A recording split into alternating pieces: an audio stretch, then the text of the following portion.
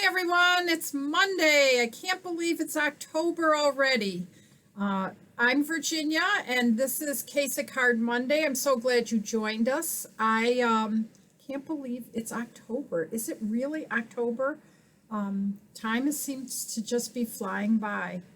I spent the weekend this weekend attending a great stamping retreat all online. It was really fun. I learned lots of new things and we'll be sharing them with you the next couple of weeks. But let's get started with what I have to show you today.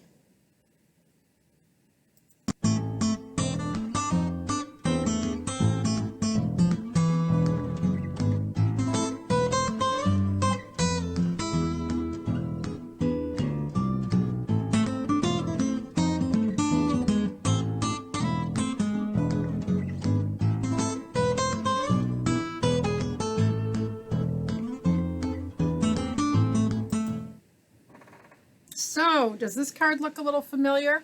It should. If you watched last Friday, you would have seen this card.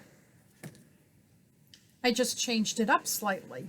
And actually, when we're done today, I am going to show you some other cards that this is cased from. You may not even realize how common this layout is. In fact, I've fallen in love with it and I'm using it quite a bit.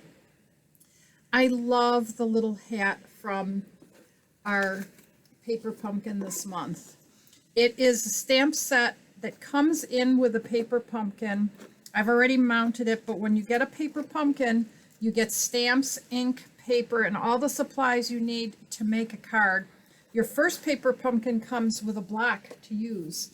And last week we made these adorable little trick-or-treat candy holders. I made them with some of my friends last week. We had so much fun. And I forgot about the concept that you can actually put the stuff on vertically. Now, I had to make a farting cat because I know my kids will just get a kick out of that. So this cat has a little bit of a gas problem. Thought I'd share that. But let's make this cute card. It won't take long, especially if you have the supplies from last week. It's very similar to the card we did. We're going to start out with a piece of Whisper White cardstock that's 8.5 by 4 by 5.5 and then scored at 4 1/4. And I'm going to take a piece of Cajun Craze and a piece of cardstock. Oops, I forgot to show you this, so I might as well show you this now. This is all the designer series paper that's on sale this month. Sadly, the designer series paper that's in from here is not, but any paper from this set would work great. And they're on sale for 15% off. So take advantage of this. I don't know if you did, but I spent a fortune last week when they had that flash sale. And so I'm just so happy to be able to this month get designer series paper. If you decide you need some, don't hesitate to use the hostess code right up here. It'll help this month's hostess. So I digress as usual. I like to work on this so I don't get ink all over my surface. And I'm going to start out with the pumpkin, which I guess I didn't put on a block. So I'll get him out. That's the nice thing about our paper pumpkin is we have lots of cute little stamp sets that we can keep after we're done with the paper pumpkin. Now on Friday I talked about how to create a tossed pattern. That's an actual term that pattern makers or fabric people call when they create a pattern on fabric. It's called a tossed. And you see how I'm sort of tossing the stamp back and forth, turning it around, also going off the page. That's really important.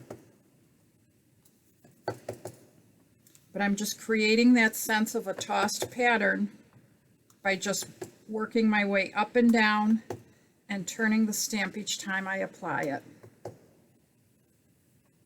That way our fabric or our paper pattern looks like, I don't know, a piece of fabric, I guess. But I love it. Okay, so we now have our backing, which we could go ahead and adhere to our cardstock. I probably should let it dry a little bit. I know that I will regret if I run my bone folder over that, because some of the inks take a few minutes to dry. There. Oh, I guess I got it pretty good. Usually I like to rub my bone folder, but you want to make sure it's good and clean, because you can get a little bit of a disaster with that.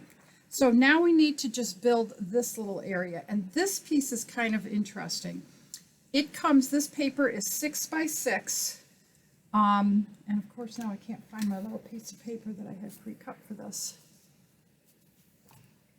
Okay. I may have to cut another one, but I'm going to get out my cutter, and we're just going to have to go on the fly here, because I don't know what I did with that paper. I've laid it out so carefully that I've lost it. I hate when people do this when they're videotaping. I thought I was prepared. Okay, just going to have to go on the fly with something else. What do I got?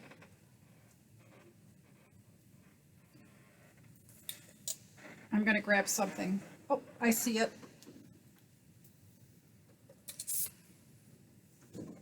It was so carefully put away that I lost it.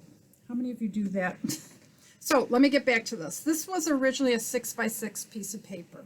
That's how this designer series paper comes. It's called Flowers for Every Season. And one side has this beautiful floral pattern. The other side has a nice, I don't know, like I call it a gingham or a calico type of pattern. This is sort of a check. And I need a piece that's 5.5. So I'm going to go ahead and do that and cut that right off. And this extra little piece will become my little tag. How cool is that? So now I just need a piece of scrap paper, which I do actually have here, and my 2-inch punch, which I do have here. Some things I'm prepared for. And I normally do not do this, but because the hat is so close to the size of the circle, I am going to go ahead and stamp it directly on there so I can control where it's going to be. Ink that real well, because I'm going to get, well, I get 2 chances. If I don't like it, I can always restamp it on the other side. But I'm going to be optimistic. Did great. Now this little piece that I cut becomes my sentiment. So I'm going to stamp my Trick or Treat, Spooky and Sweet, right on there. Hopefully that's straight, because if it isn't, it's going on crooked. So now I'm ready to color in my pumpkin. Actually my hat, and I'm going to use some different colors than I did on Friday. I love the Cajun Craze that I use, so I'm going to use the light pumpkin pie just to do this little band right here, but then the whole hat's going to be done in Cajun Craze. And you know I like to work with the dark first and put the dark shadows where I think they should be first. Same thing with the pumpkin. We'll create those creases. They'll be dark right along here. Right there against everything. And then I'll use a little bit of that light color to blend. When you work with a lighter color, you have to work over the dark to get it to blend perfectly. It won't blend. You'll still have a line if you don't work it. So I just keep working over the dark till I'm happy with the transition.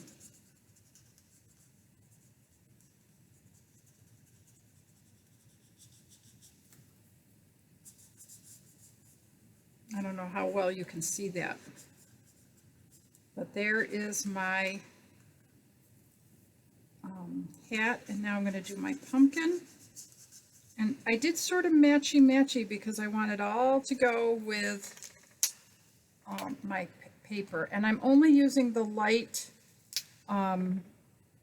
Mossy Meadow, because I just don't want it to be super dark.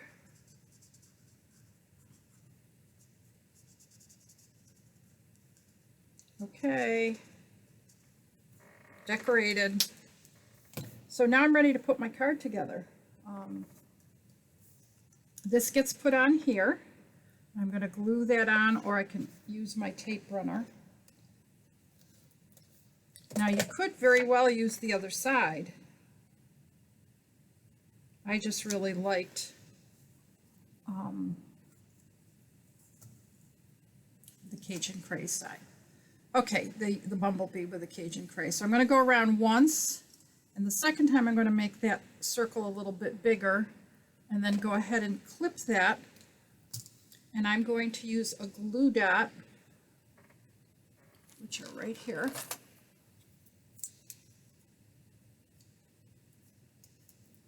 To pick that up and set it down. And then I'm going to use a dimensional right over that spot just to make sure that those don't come loose. And probably a second one, because I'm going to need it for my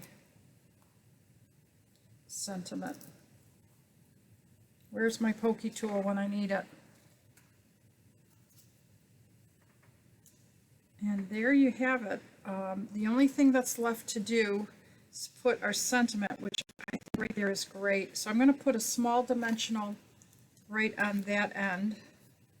And that is a scrap dimensional that I just put on there. I use the edges of all my dimensionals. I don't waste anything. I'm going to put a little glue right up top here because I want it to be glued to where that hat is. See if I can get it nice and straight. And the only thing that's left to do now is to bling it out. And now I do need my take my pick tool, which is right here. And I'm going to put a couple little rhinestones on my hat because every witch needs to sparkle. One more. Look at how pretty that is. Made with nothing from the old kit except for the stamps. So once your kit is done, you still have the stamps to work with. Now, I promised you I was going to show you some other cards made with the same layout, and I have them right here. This is the same layout. Do you see this strip? It's just a little bit wider. This card is the same layout, and so is this one. That layout is so useful for so many things. I hope you get a chance to play today and that you've enjoyed my presentation today. Tomorrow I'll be showing you a neat new technique called wood burning. So I hope you'll join me tomorrow, and I hope you enjoyed today. Have a great afternoon. Thanks again for watching. I'd love to be your demonstrator.